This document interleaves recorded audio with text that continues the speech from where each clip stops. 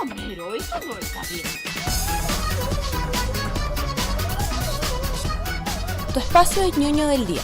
Con ustedes, Planeta Nerd. Fuimos y entrevistamos al gran Gabriel León. ¿Quién es Gabriel León, José? Bueno, Gabriel León es un doctor en biología celular y molecular. Siempre me cuesta esto. Dejemos que Gabriel León se presente solo. Sí, mejor dejemos que él se presente solo. Pero para el caso es un científico increíble que nos va a hablar sobre los transgénicos y la quimiofobia. Gabriel León, bioquímico, doctor en biología celular y molecular y director del Centro para la Comunicación de la Ciencia en la Universidad Andrés Bello. Básicamente sabe mucho de biología y de química. Y es por eso que con él vamos a hablar de los transgénicos. Partamos por lo básico. ¿Qué es un alimento transgénico? Un alimento transgénico es un alimento que ha sido elaborado con materia prima de origen transgénico. Y un transgénico es un organismo cuyo genoma ha sido manipulado usando ingeniería genética, es decir, la mano del hombre lo ha manipulado, tomando un gen de una especie y poniéndolo en el genoma de otra, cosa que este organismo produzca alguna proteína de interés, por ejemplo. Existen desde el año 1983 en nuestra vida. El primer producto de consumo masivo de gen transgénico fue una bacteria que tenía el gen humano de la insulina. Esa bacteria se crece en el laboratorio, produce insulina humana, esa insulina se purifica y la gente que tiene diabetes la puede usar, ¿ya? Eso fue aprobado por primera vez en Estados Unidos en el año 83 y hoy en día casi el 100% de la insulina que se usa en el mundo es de origen transgénico. Perfecto. Y en contraposición, ¿qué vendría a ser un alimento orgánico? Un alimento orgánico es un alimento que ha sido crecido en condiciones de agricultura orgánica, que es un conjunto de normas que están bien reguladas en parte importante del mundo, incluyendo nuestro país. Entre esas normas, por ejemplo, se establece que no se pueden usar productos de origen sintético, se usan productos de origen natural. Entonces, en ese caso, en vez de usar abonos de origen sintético, se usan abonos de origen natural, como por ejemplo caca de animales. Sulfato de cobre para controlar algunas pestes, ¿cierto? El famoso caldo bordolés, que se usa muchísimo también. Rotenona, que es otro compuesto que se usa también en la agricultura orgánica. No son inherentemente más seguros, solo son de origen natural. Aquí es donde existe una confusión entre la toxicidad de un compuesto y su origen. Se tiende a pensar que los productos de origen natural son más inocuos que los productos de origen sintético, y eso no es así. Y bueno, ¿y eso por qué? ¿Eso tiene que ver con una preconcepción de la gente? ¿Por qué la gente piensa que es más inocuo un producto natural? Eso justamente tiene que ver con nuestro cerebro. Para nosotros las cosas cotidianas, las cosas más cercanas, son menos peligrosas. Las cosas desconocidas, las cosas nuevas tienden a ser más peligrosas. Eso tiene un origen claro, ¿cierto? Durante la evolución, si tú te acercabas mucho a algo que no conocías, eventualmente podría ser dañino, ¿cierto? Y por lo tanto era mejor tomarlo con precaución. Es muy probable que un mecanismo similar esté operando en este caso, ¿cierto? Existe una creencia acerca de que todo lo de origen natural es más sano, es más seguro, es mejor. Por otro lado, todo lo de origen sintético, ¿cierto? Es menos sano, es menos seguro, probablemente más peligroso. Eso es parte de lo que se conoce como la falacia naturalista, ¿ya? Desde el punto de vista químico no existe ninguna razón para pensar que el origen de un compuesto tenga que ver con su toxicidad. La toxicidad de un compuesto tiene que ver con su estructura y con la dosis. Entiendo, o sea, los alimentos son todos con químicos. Da lo mismo si es natural o transgénico. Claro, de hecho todo es químico, de la mesa, el computador, la comida, nosotros, ¿cierto? Está todo hecho de átomos al final, así que esto de que yo no como químicos, por ejemplo, no tiene ningún sentido porque básicamente todo es químico. Entiendo. Entonces, vamos a hacerte una pregunta que quizás no te hacen mucho. ¿Cuáles son los peligros de los transgénicos? Mira, es interesante, esa pregunta me la hacen harto en todo caso, pero los peligros no tienen que ver con los transgénicos en sí, con que te vaya a salir una mano en la cabeza, ¿cierto? Con que te haga cáncer. De hecho, eso se ha estudiado un montón y los peligros no van por ese lado. Y ha sido bien paradójico porque la discusión bien estéril, ¿cierto? En esa materia, donde no tiene mucho sentido preguntarse por los peligros de los transgénicos en esa materia, han oscurecido otro debate que tiene que ver, por ejemplo, con que si el país va a producir o no transgénicos, si nos conviene, si tenemos un mercado adecuado, si el Estado va a invertir en el desarrollo de este tipo de productos, por ejemplo. Así que yo no diría que son peligros, sino que la discusión en torno a su uso, desde mi punto de vista, ha estado muy mal enfocada. No hemos enfocado en si dan cáncer, si producen muerte prematura, un montón de cosas que tenemos evidencia de que no es así. Y no nos hemos preguntado, por ejemplo, si el Estado debería invertir en esta tecnología, si vamos a invertir nosotros como país en producir cultivos transgénicos, a quién se los vamos a vender, o por ejemplo, qué problemas eventualmente podríamos usar con biotecnología. De esta forma, el riesgo que yo más veo acá es que el foco de la discusión ha estado muy mal puesto por estar discutiendo problemas que la verdad no tienen ningún asidero, y eso ha desplazado la discusión de problemas que son realmente interesantes. Bueno, entonces llevemos un poco la discusión hacia allá. ¿Crees que Chile debería trabajar con transgénicos? Sí y no, depende. Los transgénicos son una tecnología, ¿ya? Y las tecnologías no son ni buenas ni malas. Uno las puede usar bien o las puede usar mal. Por ejemplo, el 30% del PIB de Paraguay viene de la soya transgénica, ¿ya? Ellos la usan, la crecen porque tienen un agroclima que funciona bien con la soya. Nosotros no tendríamos un agroclima adecuado y por lo tanto pensar en crecer soya transgénica en Chile, la verdad es que no tiene mucho sentido. Eso no quiere decir que la soya transgénica sea mala, sencillamente quiere decir que a nosotros no nos sirve. Sin embargo, Chile produce maíz, unas 100.000 hectáreas de maíz al año, eso da para cubrir más o menos el 50% de la demanda nacional, con costos de producción bastante altos, y eventualmente ahí nosotros podríamos usar biotecnología, es decir, podríamos crecer maíz transgénico enfocado, por ejemplo, en la resistencia a ciertas plagas o en la resistencia a ciertos productos que se usan en el campo. Entonces la pregunta acá tiene que ver con cómo nosotros encajamos esta tecnología en la realidad productiva nuestra. Eventualmente, de todos los transgénicos que hay, tal vez uno nos pudiera servir y por lo tanto tal vez podríamos pensar en usarlo. Pero el hecho de que haya un organismo transgénico, una planta de maíz por ejemplo, no nos debería empujar a tener que cultivarla obligatoriamente o rechazarla, ¿cierto? Totalmente. Por eso es importante considerar el escenario productivo, la realidad agroclimática del país, por ejemplo, y eventualmente, si la tecnología nos puede servir para algo, para abaratar costos, por ejemplo, para disminuir las plagas, para disminuir las pérdidas, para aumentar la productividad, y si funciona así, bueno, eventualmente usarlo.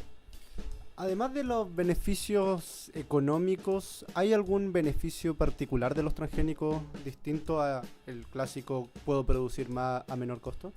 Sí, se han hecho varios estudios en naturaleza, investigadores que trabajan en economía agrícola de Alemania, que han estado trabajando con países pobres, particularmente en India, describieron que el uso de algodón transgénico en ese contexto generó varios beneficios adicionales. Por ejemplo, debido a que los agricultores ahora usan un solo producto en el campo que es menos tóxico que otros, disminuyó el número de intoxicaciones por productos agrícolas, ¿ya? Eso generó evidentemente una baja en el número de atenciones de urgencia y con el consecuente ahorro para el Estado por atenciones de urgencia.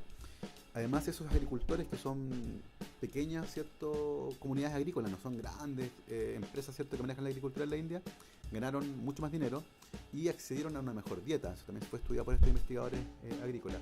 En China, además, se hizo un estudio también con el algodón transgénico y se demostró que al usar menos productos en el campo, producto de la tecnología, proliferaron organismos que no son blancos de estas plantas, pero sí de los insecticidas. Y como se dejaron de usar un montón de insecticidas, proliferaron estos bichitos que biocontrolaron a otros patógenos. Entonces de esta forma aumentó el control por organismos beneficiosos. Así que efectivamente hay otros beneficios asociados que van más allá del típico beneficio económico. Entiendo. Algunas preguntas un poco más cortas para no necesariamente entrar en el debate. ¿El consenso científico dice que los transgénicos son malos, sí o no? El consenso científico dice que los transgénicos son seguros. Perfecto. ¿Las semillas de los transgénicos son estériles? No, eso es un mito. ¿Se puede cruzar un alimento orgánico con uno transgénico por casualidad? Si son de la misma especie, sí. Muy importante. ¿Trabajas para Monsanto? No, trabajo para una universidad. Perfecto. ¿Los transgénicos comercializados causan cáncer? No. Ok, y cambiando un poco el rumbo hacia... ¿Es cierto esto de que la cantidad de insecticidas puede generar daño a los suelos porque utilizan insecticidas específicos para los transgénicos, o eso también es un mito que prolifera en internet? En general, el producto que se usa mucho en la agricultura con transgénicos, que es el glifosato, es mucho menos tóxico que otros productos equivalentes que se usan en el campo. Así que uno podría pensar que el impacto que tiene el uso de glifosato en la agricultura es menor al impacto que tienen otros productos agrícolas equivalentes. Entonces, ¿por qué hay tanta argumentación de que los transgénicos son en general más dañinos para el ecosistema?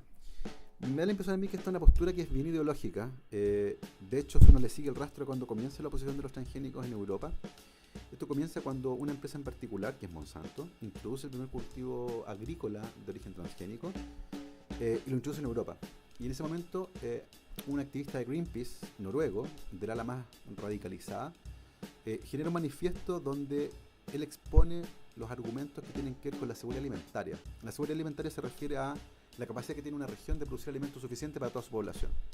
Y él argumenta en este manifiesto que la intromisión de una empresa de capitales norteamericanos en la agricultura de Europa podría ser peligroso para la seguridad alimentaria europea, es decir, que una empresa de otro lugar, ¿cierto?, de América, controle o se meta en la línea productiva de productos en Europa. Sin embargo, ese tipo de argumento no tuvo gran acogida, porque era básicamente un argumento ideológico, y de a poco fue cambiando el foco hacia cuestionar la seguridad de estos cultivos. En el fondo pasaron de decir, mira, es riesgoso que una empresa de capitales norteamericanos se meta en la agricultura europea porque pone en peligro nuestra producción de alimentos, pasaron a argumentar, no estamos seguros de que esto sea realmente sano o que sea seguro para los humanos. Y de esta forma sembraron la duda, y de esta forma lograron acarrear un montón de simpatizantes, porque es distinto decir, no estoy ideológicamente de acuerdo con esto, a decir, oye, esto te puede matar. Y efectivamente con este segundo discurso sí lograron levantar un montón de gente y empezaron eventualmente a mover una oposición bastante grande en Europa en contra de los transgénicos. Entiendo. Entonces, realmente, desde el punto de vista ecológico, no hay mayor problema con los transgénicos. O sea, eventualmente sí, pero de nuevo, insisto, los transgénicos es una tecnología. Esto es como hablar de autos. ¿Son malos los autos? Uno no hace juicio de valor con respecto a una tecnología. Pero tú puedes tomar un auto, meterte al paseo ahumado y matar a 50 personas. Por supuesto. Me refiero un poco más con los transgénicos que se utilizan cotidianamente porque están aprobados por todas las leyes. Tú podrías eventualmente ver problemas, pero no está asociado a la tecnología en sí. Por ejemplo, los monocultivos. Uno puede decir que los monocultivos son perjudiciales porque se arrasan grandes cantidades de terreno, se siembra una sola planta. En general la agricultura funciona así. Uno ara un terreno, lo limpia, saca toda la biodiversidad, ¿cierto? Y siembra un cultivo. No es necesario que un cultivo sea transgénico para que sea monocultivo, ¿ya? Por supuesto. Por ejemplo, los bananos del mundo son todos clones, son exactamente iguales, eso no es biotecnología y no hay transgénicos metidos, ¿cierto? Y es un monocultivo gigantesco y tiene impactos que ecológicamente podrían ser relevantes. ¿Es malo el monocultivo per se? No, es malo cómo se usa, ¿me cachai? Entonces, por eso es que es importante distinguir entre la tecnología y la forma en la que se usa. Cualquier tecnología se puede usar de forma irresponsable. Estoy completamente de acuerdo. Entonces, ¿qué opinas? O más bien, primero, ¿es cierto que Monsanto demanda a las personas que ocupan sus semillas? Ese es otro mito interesante porque cuando tú vas a escarbar de dónde sale, finalmente llegas a un juicio que efectivamente Monsanto le metió a un agricultor canadiense, Shamer. Y súper divertido porque tú empiezas a mirar lo que pasó y la historia no es como se cuenta. Entonces, por eso es importante hoy en día, cuando hay tanta información disponible, ir a escarbar la verdad, po. Y si uno sigue el caso, vas a llegar, igual que yo, al fallo de la Corte Suprema de Canadá, que es ahí donde está toda la historia, y ahí se cuenta cómo ocurrió esto. Y lo que ocurrió es lo siguiente. Este granjero tenía un cultivo, ¿cierto?, de canola convencional, de sus semillas, que él había generado durante varias generaciones, y su vecino trabajaba con canola transgénica de Monsanto. Semillas patentadas, ¿cierto?, que eran compradas, qué sé yo, tenían su propiedad intelectual. Y cuando los camiones salían del campo de su vecino, botaban semillas cerca del camino y crecían a la vera del camino. Y este señor vio las plantas creciendo ahí, se dio cuenta que eran mejores que las de él y decidió cosechar esas plantas, cosechó esas semillas y las guardó aparte, ¿ya? Que crezcan plantas en un predio no tiene ningún problema. De hecho, uno podría esperar, ¿cierto?, dada como están configurados los campos, que eso pasara. Pero este señor la embarró porque a la temporada siguiente decidió sembrar todo su campo con las semillas que recolectó de las que habían caído en el camino. Entonces, finalmente, el 99,9% de las plantas que él tenía sembradas ese año en varias hectáreas de terreno correspondían a plantas que en realidad eran de semillas de Monsanto. Esto no es una contaminación accidental. De hecho, el fallo dice que él concentró, guardó y sembró de manera deliberada semillas que él sabía que tenían un origen que era protegido, ¿ya? Por eso que este señor perdió el juicio, pero el juez no lo condenó a pagar nada de dinero, ¿cierto?, excepto las costas del juicio, ¿ya?, considerando que era una empresa grande en contra de un agricultor. Pero él perdió el juicio porque efectivamente violó una patente comercial, ¿ya? Pero esa es la historia que hay. No es que Monsanto demande a los agricultores, es este caso en particular que se convirtió en una historia de internet. Y una pregunta que no sé si sabes, pero me da la sensación de que podrías saber. ¿Cuánto tiempo más o menos dura una patente de una semilla recién creada? Depende, en el caso, ahora, ojo, las patentes en la agricultura no solo tienen que ver con transgénicos. Si tú, por ejemplo, eres un agricultor y después de varias temporadas haciendo cruces dirigidos, por ejemplo, generas una variedad nueva de frutilla, ¿ya? Que es, por ejemplo, esférica, ¿ya? No tiene la forma típica de frutilla, sino que es esférica. Tú le hiciste cruzando frutillas que eran súper, cada vez menos ovaladas, ¿cierto? Hasta que después de varios cruces obtuviste una que era esférica perfecta. Y tú dices, ¿sabes qué? Lo voy a patentar a mi nombre porque esta es nueva, la hice yo. Es una variedad esférica que no existe en la naturaleza. Yo la hice con mis cruces después de 20 generaciones. Y tú puedes patentarlo, ¿ya? Es algo que se llama derechos de obtentor. Y se llama derechos de obtentor porque la obtuviste tú, no te la encontraste por ahí, ¿cachai? Es importante que tú hayas trabajado en eso. Esa patente dura 20 años, ¿ya? Durante esos 20 años, tú puedes, solamente tú, vender este producto y gozar de las regalías por haberlo desarrollado. ¿Por qué 20 años? Porque en general, generar una variedad nueva de planta toma un montón de años, ¿ya? No es algo barato. Y las variedades nuevas son esenciales para la agricultura. Entonces, como una forma de fomentar que se hagan variedades nuevas, se da esta protección. ¿Qué pasa al cabo de los 20 años? Se acaba la protección y las semillas pasan a dominio público, no se pueden repatentar, ¿ya? ¿Y qué pasa con este caso de gente patentando semillas que eran, o aparentemente, gente patentando semillas que ya eran existentes? No, eso no se puede hacer, está prohibido. No hay ninguna ley en el mundo que autorice eso. Perfecto. Y entonces, ¿hay alguna ley que obligue a los agricultores a plantar necesariamente una semilla en especial, que no puedan plantar cierto tipo de semilla? No, tú puedes plantar lo que tú quieras. Ahora, si tú firmas un contrato para plantar una semilla, evidentemente tienes que seguir el contrato que tú firmaste, pero nadie puede obligar a un agricultor a sembrar algo que no quiere. Muchas gracias, Gabriel, por derribarnos tantos mitos. Quería hacerte una pregunta. Si tú tuvieras que elegir una canción para poner en este momento en el programa, ¿cuál elegirías?